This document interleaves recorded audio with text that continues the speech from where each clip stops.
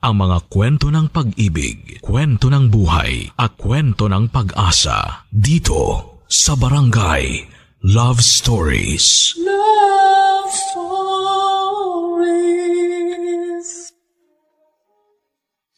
May kanya-kanya naman tayong tipo sa isang tao. Hindi natin pwedeng ipilit sa sarili natin ang isang taong hindi naman natin gusto.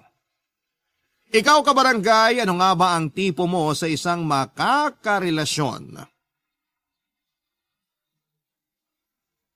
Dear Papa Dudut, ako nga pala si Brenda, 40 years old, isang sari-sari store owner sa Caloocan. Gusto ko lamang pong ibahagi sa inyo, Papa Dudut, ang kwento ko tungkol sa paghahanap ko ng AFAM.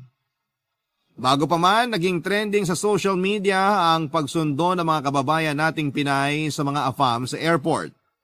Ay nauna na ako dyan, Papa Dudut. Nakailang sundo na rin ako ng AFAM mula pa noong 19 years old pa lamang ako. Malaking impluwensya sa ganitong hobby ko ang mga tiyahin ko na nakapag-asawa na ng ibang lahi. Bata pa lamang ako ay nasanay na akong makakita ng mga foreigner sa bahay namin dahil dinadalaw nila ang mga tiyahin ko. Nanawa na nga rin ako sa mga imported na sabon at tsokolate, kaya naman binibenta ko na sa mga kapitbahay ko ang sobra sa mga ibinibigay sa akin. Doon din nagsimula ang hilig ko sa pagbebenta, kaya noong may sapat na akong puhunan, ay nagtayo ako ng isang sari-sari store. Naging successful naman ang small business ko at nagdagdag pa ako ng ibang paninda na hindi kasali sa sari-sari store. Tulad na lamang ng bra at panty na pwedeng hulugan tuwing katapusan. Ito ang pinagkakabalhan ko habang naghihintay ng tamang AFAM para sa akin. Sa edad kong 40 ay marami na ang nanunukso sa akin na mag-asawa na raw ako, Papa Dudut. Kahit sino na lang daw ay pupwede na. Siyempre malaki ang pagpapahalaga ko sa sarili ko at ayokong kahit na sino na lamang ang mapangasawa ko. Choosy pa rin ako kahit sabihin pa ng iba na lagpas na ako sa edad sa kalendaryo. Hindi ako nagpapaapekto pero minsan kapag hindi nagwo-workout ang relasyon ko sa mga AFAM, nakakaramdam din ako ng kalungkutan. Minsan naiisip ko na ring magsettle sa kahit na sino na lamang para lang may maging katuwang ako sa buhay.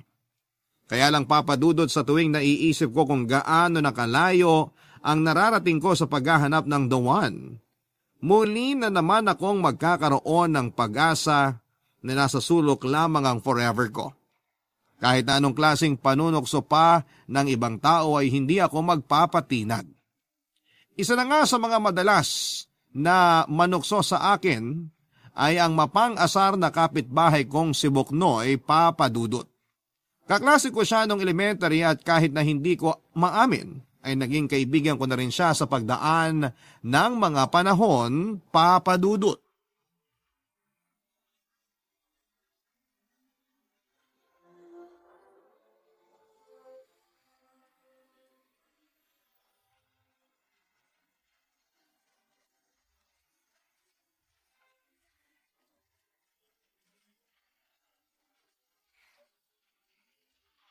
Hello, good morning or good evening.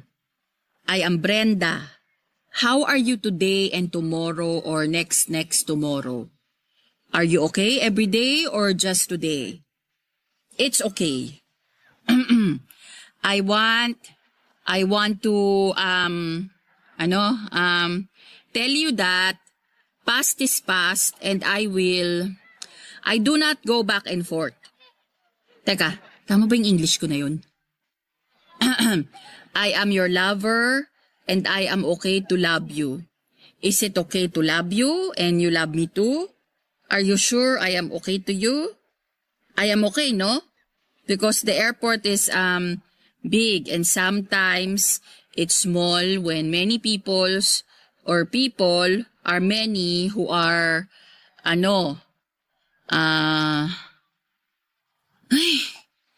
wag na nga lang akong magbanggit tungkol sa airport. Mapapahaba lang yung English ko eh. Hindi ko kayang mag-explain. You know. Uy, Brenda. Ano ka ba naman, Buknoy?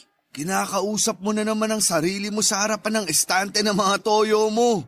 Nang beses ko bang sasabihin sa'yo na huwag mo akong gugulatin, ha? Ano naman bang kailangan mo? Ang sungit mo ah. Yan na ba ang nagagawa ng English sa'yo?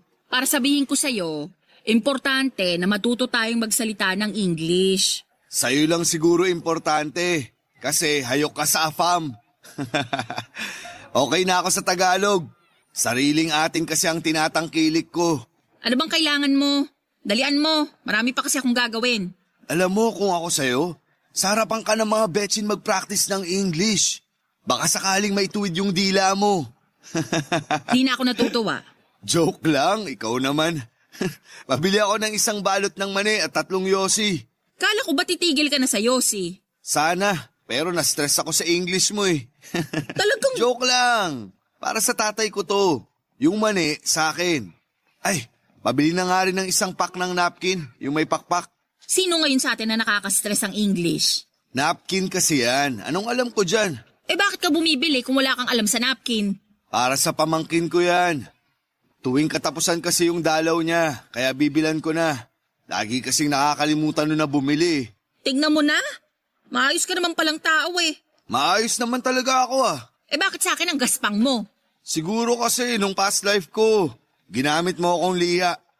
Di na talaga ako makakuha ng maayos na sagot sa'yo, no? Ayusin mo rin kasi yung tanong mo. O sige, may tanong ako. Sagutin mo na maayos, ha? Basta bigyan mo ako ng discount sa binili ko sa'yo. Hindi pwede. Eh di don't. Ano ba yun? Magsusundo kasi ako ng AFAM sa airport bukas. Ano bang mas bagay sa akin na isuot? Red o green na bestida? Para ka namang makiki-Christmas party sa airport dyan sa mga napili mong kulay. Black o white na bestida? Yung magugustuhan ng AFAM ko. Wala. O anong kulay yung masasuggest mo? Wala nga. Paanong wala? Wala kang isusuot na damit. Mas gusto yun ng mga lalaki. Ay, wala ka talagang kwentang kausap. Tinalikuran ko si Buknoy at hindi na siya pinagbentahan pa, Papa Dudut. Tinawag niya ako habang pilit na tinatago ang pagkaaliw sa pag-walk out ko. Ganon na lagi ang routine naming dalawa sa tuwing mahuhuli niya akong nag-iensayong magsalita ng English ay aasarin pa niya ako. Magwo-walk out ako at kinabukasan ay okay naman kaming dalawa. Mabuting tao naman kasi si Buknoy, sadyang mapang-asar lamang siya. Lalo na sa pangarap kong magkaroon ng asawang AFAM. Mabilis din ang radar niya kapag hindi nagtatagumpay ang plano kong makasal sa isang AFAM. Wala na nga ata ako halos maitatago kay Buknoy. Basang-basa na niya ako sa lahat ng bagay. Malaking bagay din kasi na magkababata kami at kaharap lang ng store ko ang bahay nila. Kaya ang hirap itago sa kanya mga nangyayari sa buhay ko. Bukod pa roon ay madaldal naman talaga ako sa mga ganap ko sa buhay ko kaya wala akong maitatagong lihim sa kahit na sino. Hindi rin lihim sa kanya ang dahilan kung bakit AFAM ang gusto ko. Kahit na hindi niya gusto ang ideyang maghabol ako sa ibang lahi, wala rin naman siyang magagawa pa. Dinaan na lamang niya sa pang-aasar lahat para kahit papaano'y gumaan ang pakiramdam ko sa tuwing hindi nagwo-work out ang mga relasyon ko sa mga foreigner na nakikilala ko. Hindi nga nakakatuwa na nakarami na ako ng AFAM pero wala ni isa roon ang naging successful. May mga na-in-love naman sa akin pero walang planong mag-commit at nasaktan ako doon. Gusto ko ng commitment at syempre pinakagusto ko yung isasama niya ako paalis ng Pilipinas. Pangarap ko talagang manirahan sa ibang bansa at doon na bumuo ng pamilya. Mahirap ang buhay sa Pilipinas at mahirap lalo dahil may mga taong handa kang hilahin pa ibaba. Huwag ka lang magtagumpay sa mga pangarap mo. Kaya kesa ituon ko ang atensyon ko sa mga taong walang bilib sa akin, ay nag-focus na lamang ako sa mga goal ko. Ang makakilala ng AFAM na pakakasalan ako at makakasama kong bumuo ng pamilya at pangarap sa ibang bansa.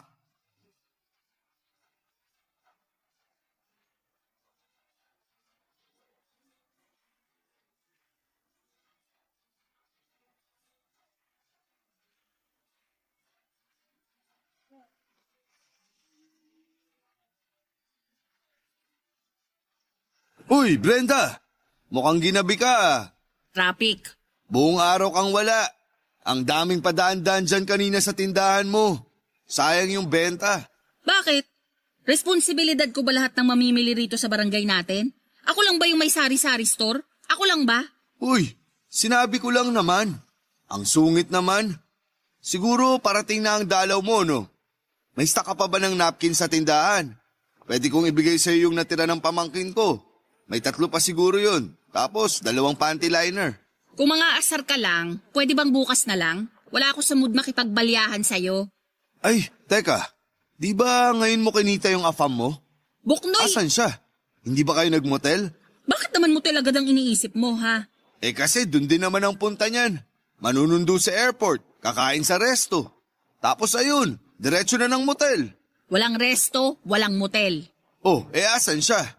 Ipakilala mo naman sa akin. Akong kikilatis, para di ka lukohin. Wala kang kikilatisin. Kasi hindi naman niya ako sinipot. Hindi na tuloy pumunta ng Pinas? Natuloy siyang pumunta rito sa Pinas, pero hindi siya nakipagkita sa akin. Bakit? Nalate ako dumating eh. Pinaayos ko pa kasi tong takong ng sandals ko. Tapos yung dumating ako sa airport, sabi niya wala na raw siya ron. Saan naman nagpunta? Alam ba niya pasikot-sikot dito sa Metro Manila? May nakilala raw siyang OFW na dalaga. Habang hinihintay niya ako, sakto namang tumabi yung OFW sa kanya. Nagkakwentuhan sila tapos Nagkasulutan na. nag-click daw sila agad ng OFW na yon. Tapos inaya siya nung hitad na yun na magstay sa bahay niya. Pumayag naman tong afam ko. Condolence ha? Ilang linggo na naman ako magluluksa nito. Ay! Kainis kasi tong sandals ko. Talagang nasira pa kung kailan makakaharap ko na yung Prince Charming ko. Eh baka kasi sign na yan. Sign na ano? Na bumili na ako ng bagong sandals? Sign na hindi siya para sa'yo. Para siya sa akin. Sadyang ahas lang yung nakatabi niyang OFW. Brenda, kung talagang interesado sa'yo yung afam na yun, kahit gaano nakaigpit yung pagkakapulupot sa kanya nung ahas na OFW na yun, ikaw pa rin ang pipiliin niya. Eh asan ba siya ngayon? Oo na. Makakahanap ka rin ng iba dyan. Marami pang isdang afam sa karagatan. Makakabingwit ka rin ng sayo. Dami ngang isdang afam, pero mukhang ayaw namang magpabingwit sa akin. Baka mali ka lang ng paraan ng pamimingwit. Baka nga. Ay. O siya, uuwi na ako. Maaga pa akong lalabas bukas para mag-grocery ng ibibenta sa store. Sige, ingat. Ay, Brenda, Ano yun? may tagus ka. Ha? Seryoso ba? Di mo ba alam na dadatnan ka? Wala ka bang kalendaryo? Irregular ako eh. Ano ba naman to? Puro kamalasan na lang ang nangyayari. Umuwi ka na para makapagpalit ng damit. Ngayon ka pa talaga nagsuot ng puti. Alam ko bang dadatnan ako ngayon? Kaya nga umuwi ka na para makapagpalit bago yan magmantsa. Buknoy, Bakit? baka pwedeng hiramin ko muna yung napkin ng pamangkin mo. Wala ka bang napkin sa tindahan mo? Ikaw uubos lang kahapon eh. O sige na, dalian mo nang umuwi. Ako nang bahala sa napkin mo.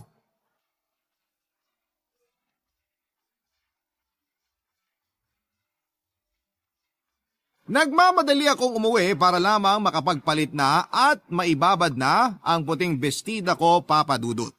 Inabot talaga ako ng maraming malas ng araw na yon. Una, nasira na nga ang sandals ko. Pangalawa ay nasunod pa ang afam na para sana sa akin. Pangatlo ay dumating ang dalaw ko kung kailan naman nakaputi ako. Ang sama ng loob ko habang binababad at kinukusot ang puting bestida ko, Papa Dudut. Napaiyak na nga rin ako habang naglalaba dahil sa sobrang lungkot. Maya-maya pa ay narinig kong kumatok sa pintuan ko si Buknoy. Pinagbuksan ko siya at inabot niya sa akin ang 2 pack ng bagong napkin at isang pack ng panty liner. Inabutan din niya ako ng imported na tsokolate. Nagulat ako kasi akala ko yung natirang napkin lang ng pamangkin niya ang ibibigay niya sa akin. Pero binilhan pa pala niya ako. Baka raw, hindi ko kasukat ang napkin ng pamangkin niya dahil mas maliit ako. Natawa na lamang ako dahil wala talaga siyang kaalam-alam sa napkin. Nagtaka rin ako sa imported na chocolate na ibinigay niya. Ang sabi ni Buknoy ay binigyan niya raw ako ng chocolate kasi hindi raw umabot sa akin yung pasalubong ng afam ko at natawa naman ako. Maayos naman kasi si Buknoy at maasahan mo talaga. Siya ang panganay sa kanilang 5 magkakapatid. Siya ang tumulong sa mga magulang niya para mapagtapos sa pag-aaral ang mga kapatid niya. Single si Buknoy, Papa Dudut, at sa pagkakaalam ko, 1 beses lang siya nagkaroon ng karelasyon. Tumagal sila ng 5 taon bago nanawa yung babae at pinagpalit siya sa isang foreigner. Kaya naiintindihan ko kung bakit lagi niyang kinokontra ang kagustuhan kong makapangasawa ng foreigner dahil nga sa personal niyang experience. Sinubukan ko siyang kausapin tungkol sa naging relasyon niyang yon pero nililihis niya ang usapan, Papa Dudut. Wala naman ang galit sa puso at mga mata niya pero mas pinili na lamang niyang tuluyan ng talikuran ng chapter ng buhay niyang yon. Naawa nga ako sa kanya kasi tulad ko ay tumanda na rin siyang single. Pero di tulad ko ay mukha naman siyang masaya kahit na single pa siya. Barangay Love Stories. Barangay Love Stories. Papa Dudut, hindi pa rin ako tumigil sa paghahanap ng AFAM ko kahit na ilang linggo pa lamang ang nakakalipas. Mula nung hindi ako sinipot ng nakamabutihan kong AFAM. Nagsorry naman po siya sa akin dahil sa ginawa niya at pinatawad ko naman siya. Sinabi ko na lamang sa kanya na kung meron pa siyang ibang foreigner na kakilala na single ipakilala na lamang niya ako. Natawa siya at pumayag naman. Mula noon ay gumaan na kahit papaano ang loob ko na pakawalan ang nakilala kong AFAM na yon. Lalo na noong sinasabi na niyang masaya na siya sa kasama niyang OFW na nakilala niya sa airport. Baka nga sila ang para sa isa't isa at naging instrument lamang ako para magkakilala sila.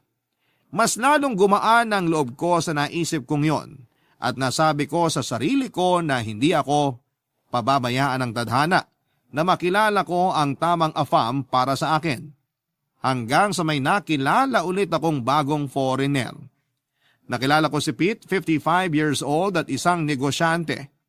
Nakilala ko siya mula sa isang Facebook group ng mga Pinay na naghahanap ng AFAM. Nag-post kasi itong si Pete ng picture niya habang nasa loob ng magara niyang sasakyan. Naghahanap daw siya ng katuwang sa buhay at kailangan niya ng business-minded na katulad niya. Natuwa ako kasi syempre sari-sari store owner ako. Ako na ang hinahanap niyang katuwang sa buhay at kinilig ako sa ideya na yon. Agad ko siyang in-add sa Facebook at in-accept naman niya. Minessage ko siya ng selfie ko habang nasa loob ng sari-sari store ko para makita niyang business-minded talaga ako. Mula noon ay magkausap na kami at madalas ay puro plano sa negosyo ang pinag-uusapan namin. Natuwa ako kasi hindi siya katulad ng iba na puro lamang lande ang ginagawa sa akin, Papa Dudut.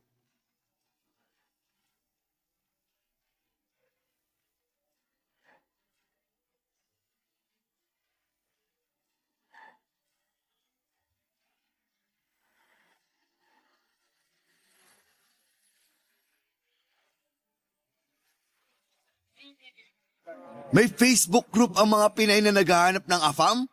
Hanep pa! Sabi naman sa'yo, hindi lang ako naghahanap ng AFAM sa Pinas. Marami kami. Magandang group naming yun kasi nagtutulungan kaming makahanap ng asawang AFAM. Tinatag namin ang isa't isa kapag may nagpo-post na AFAM. Bayanihan, kumbaga. Tapos kapag bigo kami sa AFAM na nakilala namin, nagdadamayan kami. Ang tanong, nakahanap na ba ang lahat ng nasa group na yun ng AFAM nila? Ay, wala akong pakialam sa kanila. Nakahanap na kasi ako ng AFAM ko. Ang bilis mo mag-move on ah. Wala pang 1 buwan nung di ka sinipot ng AFAM mo tapos ngayon may bago na ulit? Dinaan ko sa alindog at pagiging utak negosyante ko. Utak negosyante? Businessman kasi si Pete. Yung AFAM na nakilala ko. Gusto niya ng babaeng nagninegosyo rin. Sakto, may store ako, di ba? Ano bang negosyo niya? Wala pa. Oh, akala ko businessman siya. Paano siya naging businessman kung wala naman siyang business? Kasi ang pagiging business person ay nasa pag-iisip lang yan. Mindset ba? Okay ka lang ba? Okay na ako kay Pete. Alam kong may pangarap siya sa buhay at doon ako kakapit.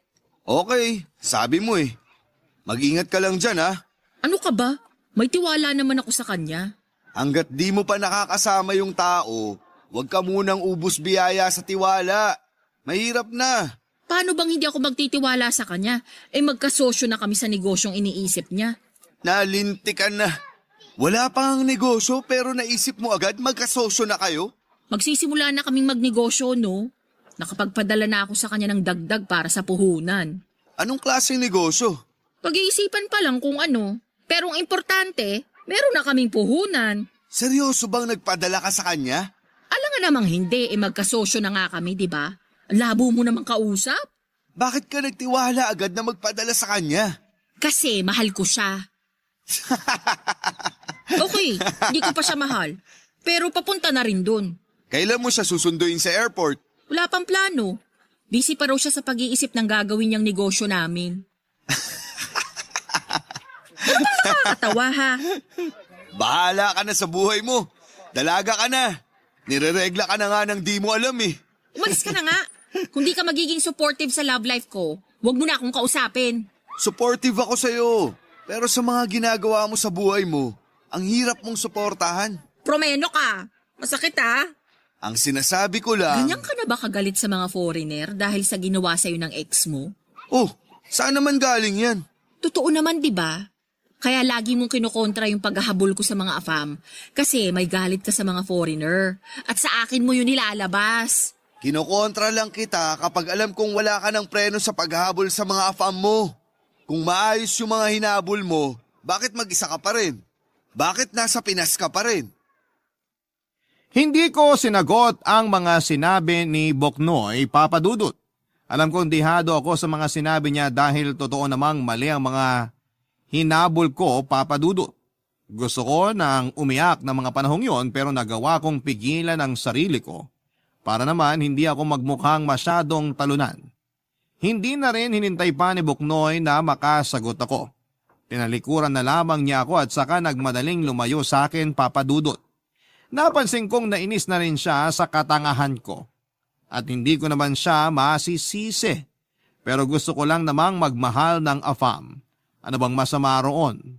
Nung nakalayo na si Boknoy ay saka naman ako napaiyak.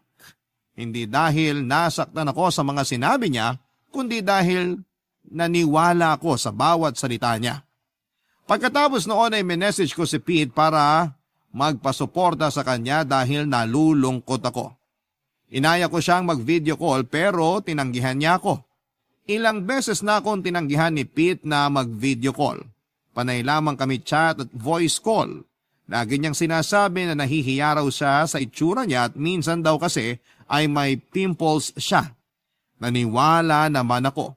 O sinadya kong maniwala kahit may konting pagdududa na. Hindi na nagpakita ulit si Boknoy sa store ko, Papa Dudut. Ako naman ay nagpatuloy sa pakikipag-usap kay Pete.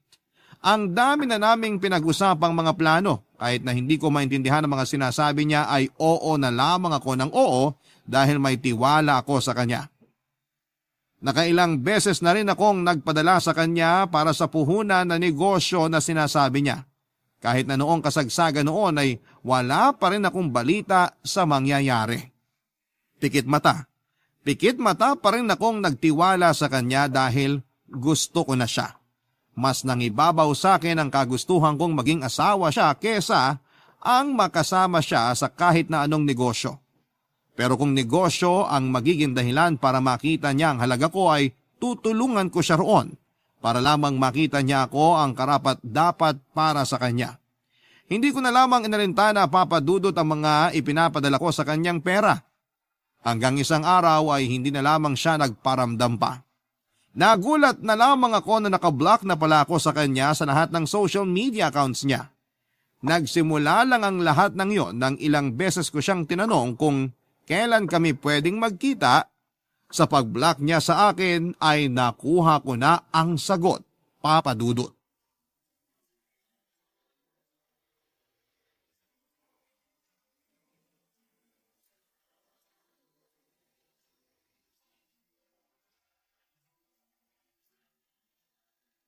Bati na tayo ha. Malamang, nagiinuman na nga tayo ngayon. O, tagay pa. O bakit ka naman tumatawar yan, ha?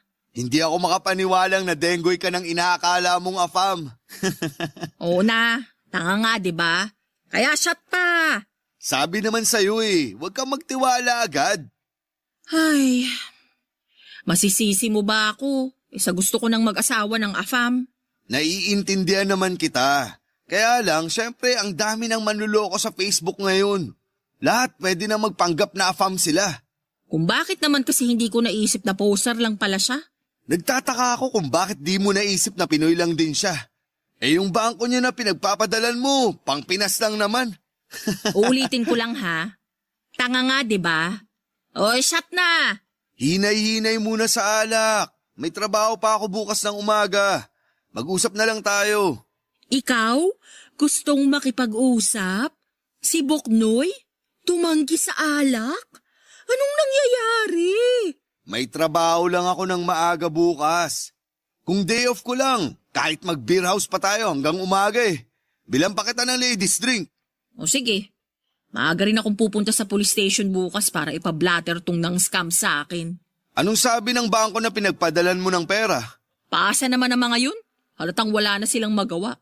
Nasimot na raw lahat ng perang pinadala ko. Ganun talaga. Mag-move on ka na lang. Yung pinadala ko sa kanya, pwede ng pang-anim na buwan na benta ko rito sa store Wag mo nang masyadong dibdibin. Basta ngayon natuto ka na. Di na dapat basta-bastang magtitiwala. Kahit gaano pa katangkad yung afam na yan. Kaya pala lagi siyang nagpapalusot tuwing gusto kong mag-video call kami. Dun pa lang, red flag na. Tapos yung boses niya, hindi naman tunog afam, tunog Pinoy. Tapos, wrong grammar pa, no? Totoo. Akala ko nga nung una ako lang tong hindi nakakaintindi masyado ng English. Pero nung tumagal, siya naman pala tong hindi marunong mag-English. Buti, hindi ka nag-send ng ano? Ng ano? Ng mga hubad na pictures. Ha? Ba't naman ako magsisend? Di ba yun na ang kalakaran ngayon? Dapat mag-send ka ng nakaubad ka o kahit anong pa-sexy para padalang kanya ng pera. Ako nga tong nagpadala ng pera, di ba? Dapat siyang magpadala ng nakahubad na picture, hindi ako. Hayaan mo na. Makakabawi ka rin. Karma na lang ang bahala sa lalaking yun. Uy, share mo yung pinost ko sa Facebook ha. Anong pinost mo? Yung tungkol sa pangsaskam na ginawa sa akin. Para aware na rin yung iba at hindi na sila mabiktima. Nakakatroma talaga Nakakatroma? So ibig sabihin ba niyan graduate ka na sa paghahanap ng afam? Pinoy naman yung nangloko sa akin, hindi afam. Kaya tuloy lang ang laban. Ewan ko sa'yo. Uy, tumama na ba sa'yo yung alak? Bakit umiiyak ka na agad Di mo pa nga nakakalahati yung beer mo. Ako na lang kasi yung hindi nakakapag-asawa ng afam sa pamilya ko. Ang sad ng buhay.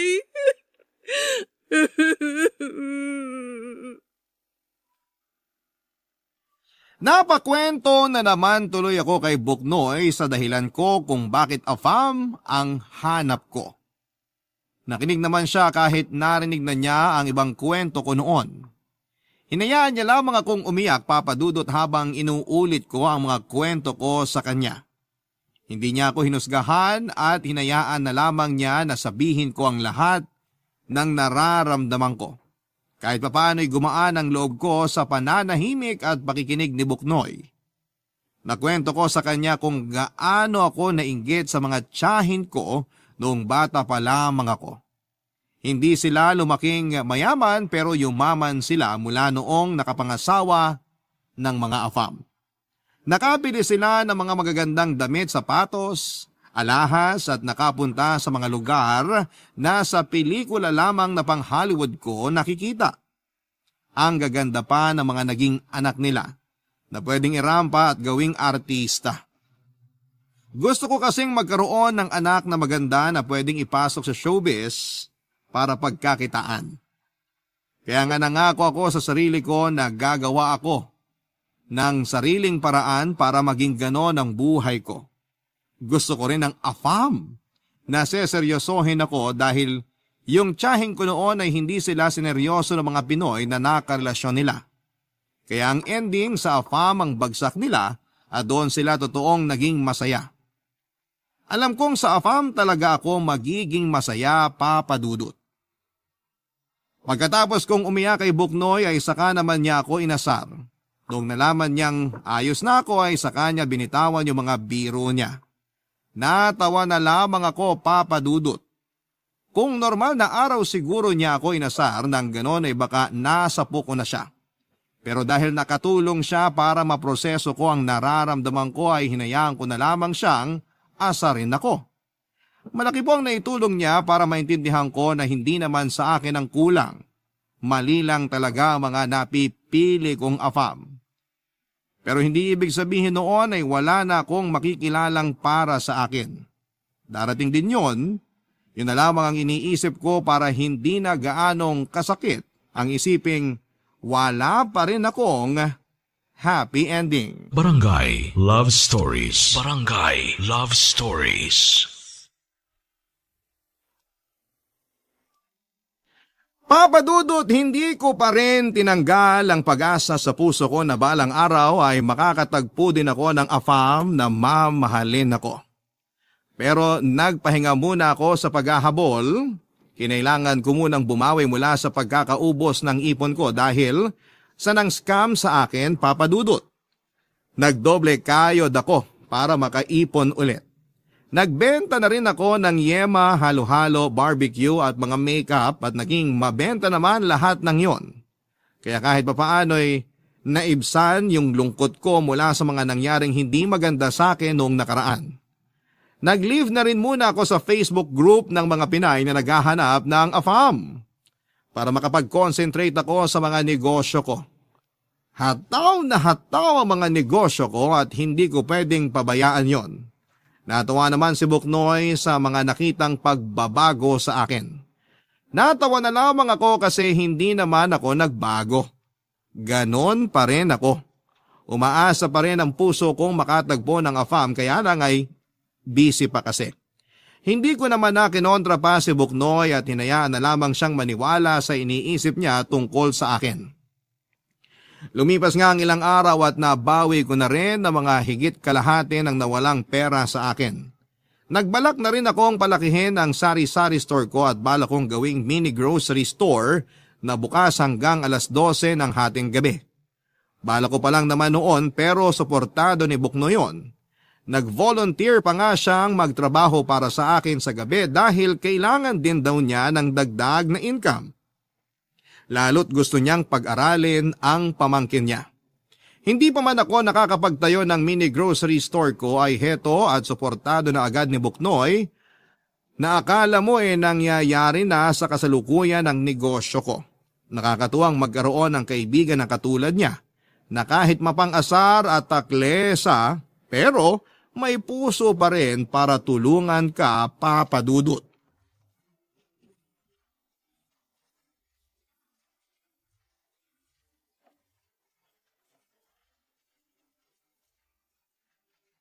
Brenda, good news!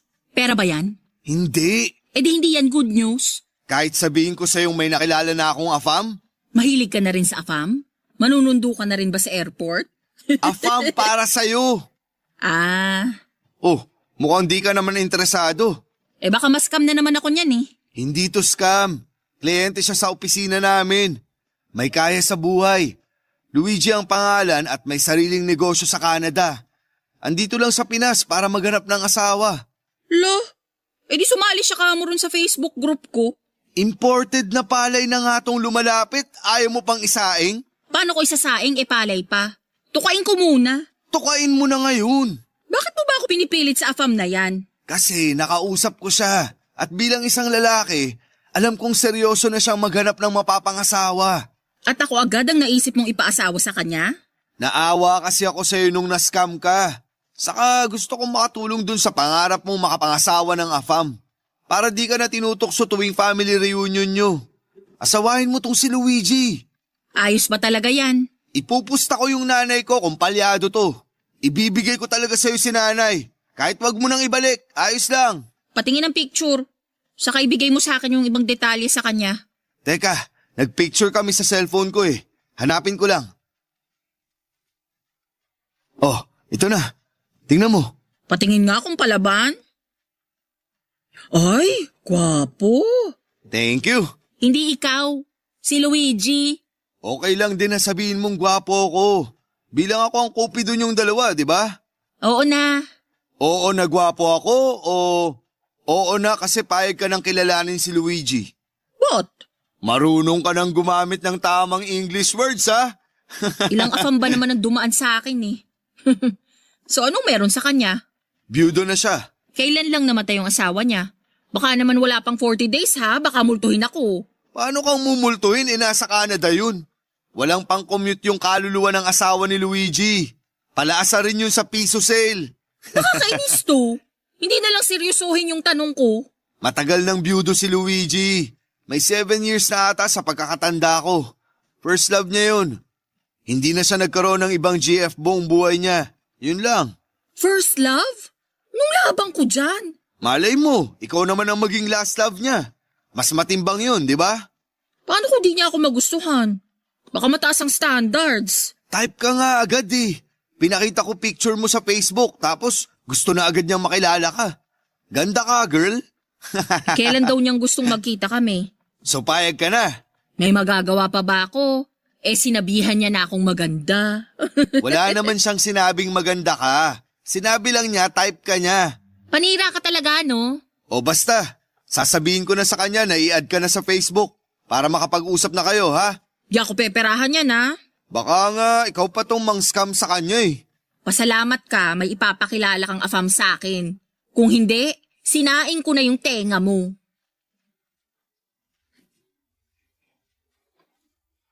Nagkakwentuhan muna kami ni Buknoy bago siya nagpaalam. Nagkwento rin siya sa mga napansin niyang katangian ni Luigi at aminin kong nagkaroon ako kaagad ng interes kay Luigi base sa mga nasabi ni Buknoy. Kaya naman noong nakita kong nag-send na ang friend request ni Luigi, inaccept ko na kaagad. Minessage niya ako at formal na pinakilala ang sarili niya. Nagkasundo kami kaagad at natatawa siya sa mga sinabi ko. Natuwa raw siya sa akin at first time niya ulit ngumiti ng ganon. Kinilig naman ang puso ko dahil may afam nang naka-appreciate sa akin. Walang oras na hindi kami nag-usap ni Luigi. Halos hindi ko na mabitawan ang cellphone ko para lamang makapag-usap kami. Napabili ako ng 2 power bank para paniguradong hindi malolobat ang cellphone ko. Kahit nasaan man ako at habang kausap siya. Nagsimula na rin kaming mag-date, Papa Dudut. Sa loob ng 1 buwan na pakikipag-date ko kay Luigi, wala siyang ibang ginawa. Kundi ang itrato ako ng tama, lahat ng hiniling ko sa isang afam ay nasa kanya na. Gentleman siya at talagang inalagaan niya ako sa tuwing nagkikita kami. Hindi siya tumitingin sa ibang babae kapag magkasama kami. Alam ko na yon ay dahil lagi akong nakatingin sa kanya. Lagi niyang sinasabi na ang ganda ko raw at syempre kinikilig ako roon. Hindi ko lang pinapahalata sa kanya kasi baka biglang magbago kapag napansin na niyang gusto ko na siya. Nasabi na rin niya ang plano niya kung paano niya ako dadalhin sa Canada. Handa siyang pagkakasusan ng pagpunta ko sa Canada para makapagsimula na kami ng buhay doon. Uuwi lang daw muna siya pansamantala para maasikaso ang mga kailangan ko. Nagsabi siya na mag-iiwan na siya ng pera para sa gagastusin ko papunta sa Canada. Hindi ko naman yung tinanggap at mula noong inoffer niya sa akin ang tungkol sa Canada, ay bigla na lamang akong nagsorry sa kanya at sinabing hindi na kami dapat na magkita pa, Papa Dudut.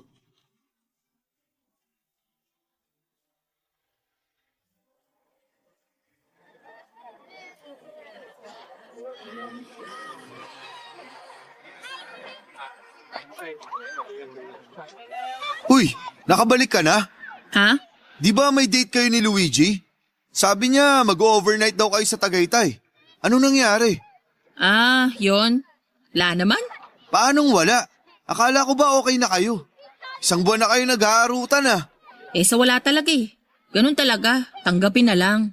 Huwag mong sabihing nakipaghiwalay siya sa'yo. Siya pa talaga ang may ganang makipaghiwalay ang ganda mo na nga. Akong nakipaghiwalay. Ikaw pa talaga tong may ganang makipaghiwalay? Ang gwapo na nga niya. Gusto niya akong dalhin sa Canada para magpakasal na kami doon. Oh, di ba yun naman ang pangarap mo? Nasa harapan mo na, bakit di mo pa tinuka? Di ko rin alam eh. Basta ang alam ko, nung sinabi niyang kukunin niya na ako papunta sa Canada, nalungkot ako. Anong nakakalungkot sa Canada? Kung ako lang yan, baka ngayon pa lang nag-empake na ako. Kahit next month pa ang flight ko. Ewan ko nga rin. Parang hindi ako masaya na pupunta ng Canada. Siguro kasi nalungkot ako na iiwan ko tong store ko. Iiwan ko yung pangarap kong magkaroon ng malaking grocery store. Mga ganun. May kaya si Luigi. Pwede siyang magpatayo ng grocery store para sa'yo sa Canada.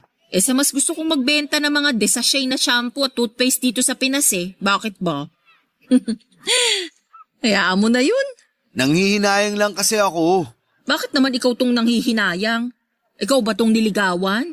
Ikaw ba tong inofera na pumunta ng Canada? Nag-effort kaya ako para sa inyong dalawa. Lalo na sa'yo. Anong effort naman ang ginawa mo para sa akin, Aber? Todo benta ako sa'yo pagkaharap siya. Kaya nga agad-agad gusto na niyang ipakilala kita sa kanya eh. Alam ko na yan. Nasabi nga niya sa akin. Nasabi niya? Lagi niyang sinasabi sa akin kung paano mo ko binibida sa kanya.